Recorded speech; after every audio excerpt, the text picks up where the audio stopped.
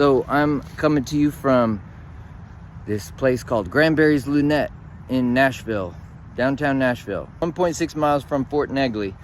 And I'm here to share a species I found, which is somewhat considered endemic to prairie regions or remnant grasslands, what would have been many years ago grassland.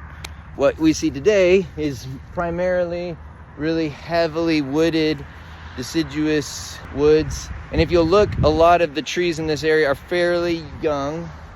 We're in an area that at one time was not heavily wooded. In fact, this would have been a prairie.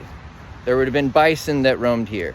Well, I'm here today because this was the place that 3 black regiments experienced for the first time, coming head to head, eye to eye with the opposing Confederate army.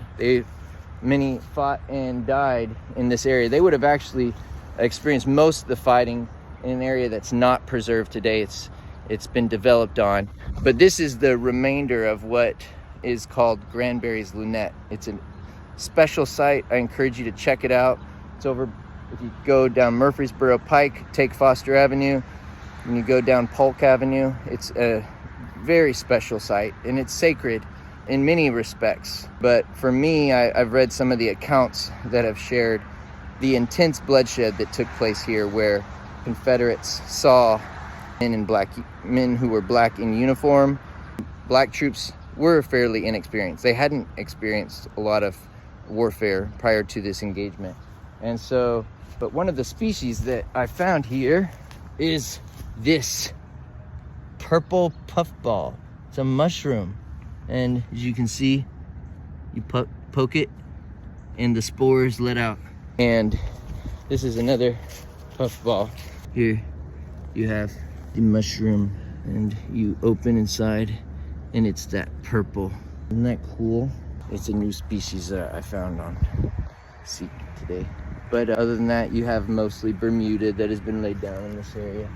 And you have a significant amount of invasive species. English ivy, honeysuckle. So maybe we can get a conservation crew out here and replace some of this with some good natives back to where it was at one point. Also, we could see any sort of plantings that happen in sacred spaces like this as an opportunity to honor the living healing of the land, because places like this represent a significant amount of trauma. We need plaques that share information, but we also need to be about healing of the land. As the land heals, we heal. So that's part of what it means to plant for a change. You're planting not just for maintaining status quo.